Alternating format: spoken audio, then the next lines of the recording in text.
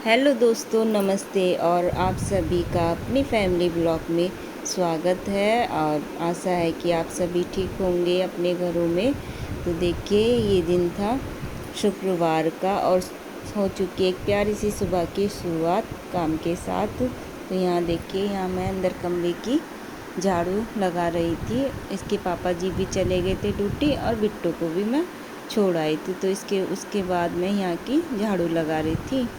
तो इसकी बुआ की तबीयत ठीक नहीं है क्योंकि उनको ना फ़ीवर आ गया था। तो उनकी तबीयत ठीक नहीं है, तो वो लेट सो रही थी। मैंने कि चलो आप सो, मैं बाद में आपको। तो उनको दलिया बनाना था, पापा जी को भी। तो पापा जी भी लेटे हुए थे। मैंने कि इतने में अपना काम निपटा लेती हूँ। फिर साइड वाले रूम में इसके बाबा ही सोते हैं, इसलिए मैंने घूंघट कर रखा था। देखिए, जब घर में कोई बीमार हो जाता है तो परेशानी सी हो जाती है, पर कोई नहीं, ठीक हो जाएंगी। क्योंकि अब सर्दी का मौसम लग गया है, तो सर्दी गर्मी हो रही है, तो उसके अकॉर्डिंग ही कभी जुकाम खांसी बुखारी सब चल ही रहा है। तो मैंने देखिए तो अपना धीरे धीरे काम कर रही थी। और बिट्टू के स्कूल में भी पिकनिक जाने का प्रोग्राम था स्कूल बिट्टू का। मैंने कि नहीं, अभी नहीं, क्योंकि छोटे हो आप, मैंने इसलिए नहीं भेजा है। उसको 1 तारीख को पिकनिक जाना है। तो देखिए, यहाँ मैं को चारा लगा रही थी नीचे कमरे का, फिर मैं करूँगी ऊपर की सफाई। तो देखिए, त्योहारों के बाद यही होता है काम धाम, फिर दोबारा इतना ही, क्योंकि त्योहार के बाद भी इतना काम फैल जाता है। और अब देखिए सर्दी लग रही है, तो मुझे विंटर के भी कपड़े निकालने। बाबा के तो मैंने धो दिए थे सारे गर्म कपड़े, इनर वगैरह जर्सी वगैरह। बस अब देखो बिट्टो के और हमारे ही रह रहे हैं। वो तो हम निकालते, तो इसकी बुआ थोड़ी बीमार सी हो गई है, तबीयत ख़राब हो गई है, इनकी बुखार आ गया था।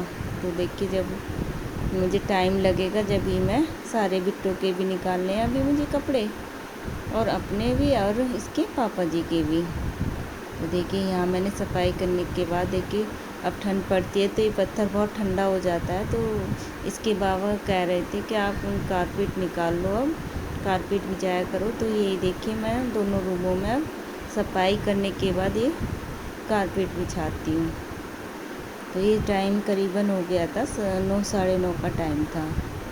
मैंने कि हाथ के हाथ, क्योंकि बाद में फिर ये बिछ नहीं पाता, काम पे काम निकलता है। क्योंकि फिर मुझे 12:30 बजे बिट्टू को भी लेने जाना होता है, तो इसलिए मैं हैंड टू हैंड सफाई करने के तुरंत बाद बिछा देती हूँ। देखिए, आज बस यही है, देखिए डेली का रूटीन, वही काम धाम। तो देखिए, ये है मेरा ऊपर का कमरा। देखिए कैसा फैला पड़ा था ये चारों तरफ, कहीं चद्दर तकिए वगैरह। क्योंकि मैं सबसे पहले सफाई करती हूँ नीचे की, और उसके बाद अपने रूम को संगवाती हूँ। क्योंकि जो काम होता है वो नीचे से ही शुरू होता है। तो मैं तो पहले अपने नीचे की साफ़ सफाई करके तब इतने में पानी गर्म करने लगा देती हूँ नहाने के लिए, इतने अपने कमरे की सफाई कर देती हूँ।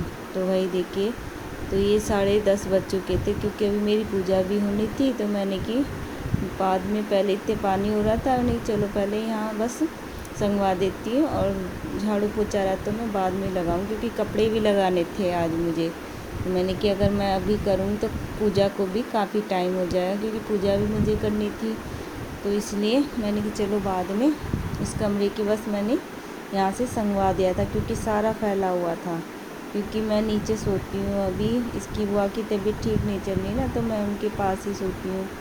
तो ऊपर इसके पापा जी सोते हैं, तो वही सारा कमरा फैला हुआ था। तो वही मैं यहाँ सारा संगवा रही थी, इतने मेरे पानी गीज़र में गर्म हो रहा था। तो बस इसके बाद नाश्ता बनाना है मुझे। इसकी बाबा को दलिया, इसकी बुआ जी भी दलिया ही खाएंगी। मैं तो चाय पानी ही बनाऊंगी बस अपने लिए। और देखते हैं आज दोपहर में,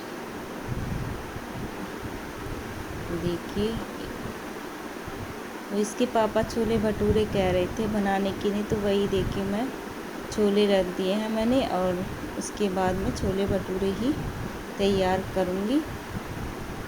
देखिए, यहाँ तक क्या हो गया, सारी चादरें और कपड़े तो मेरे इतने हो गए हैं, क्योंकि 2 दिन इसकी बुआ एडमिट भी रही थी हॉस्पिटल, तो वहीं आना जाना हो रहा था। वो तो बड़ी दीदी आई हुई थी घर पे, तो थोड़ा उन्होंने संभाल लिया।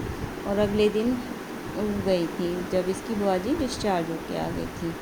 नॉर्मली फ़ीवर आया था 104, और उसमें तो कोई नहीं कि भाई एडमिट हो जाओ कभी आपको फिर आ जाए, तो बस यही थी।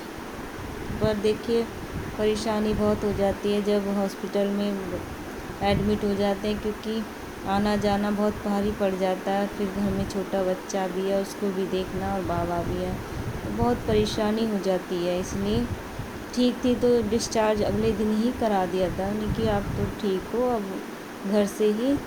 तो हमने दूसरे डॉक्टर के दिखाया है प्राइवेट, तो बस वहीं से दवाई चले, तो हल्का सा टाइफाइड आया है तो ठीक हो जाएंगी।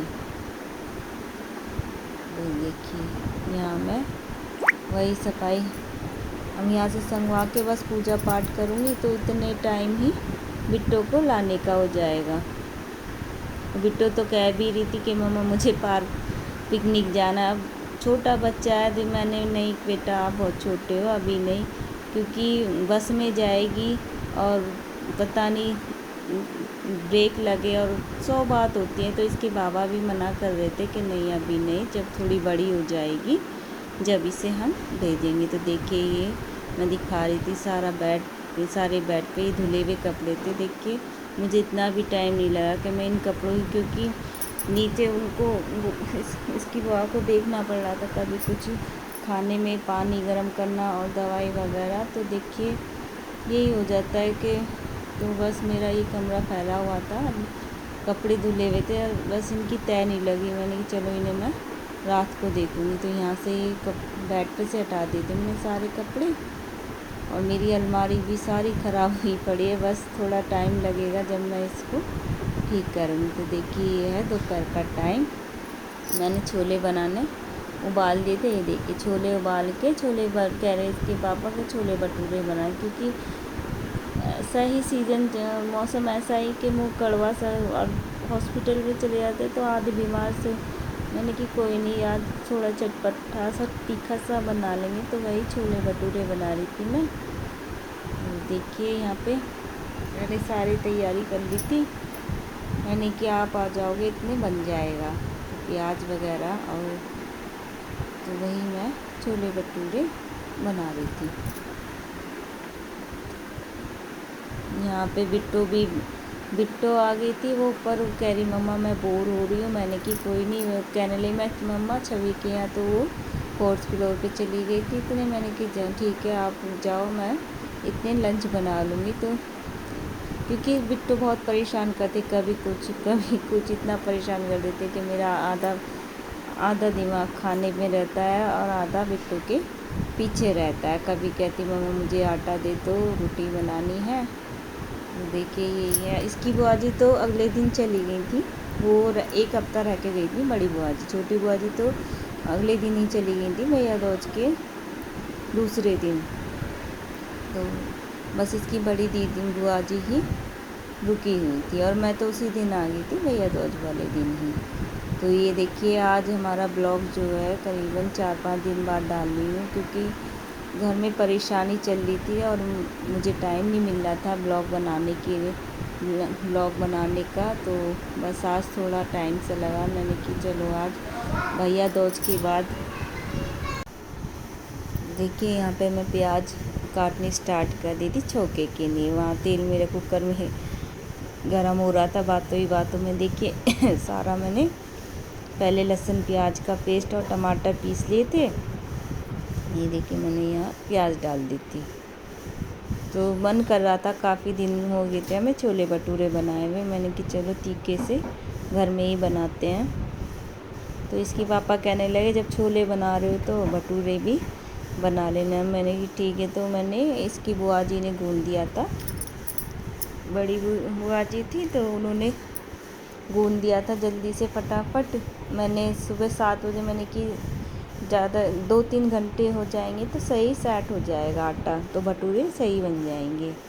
तो यहाँ देखिए वही मैं मसाला वगैरह सब डाल रही हूँ। तो ये देखिए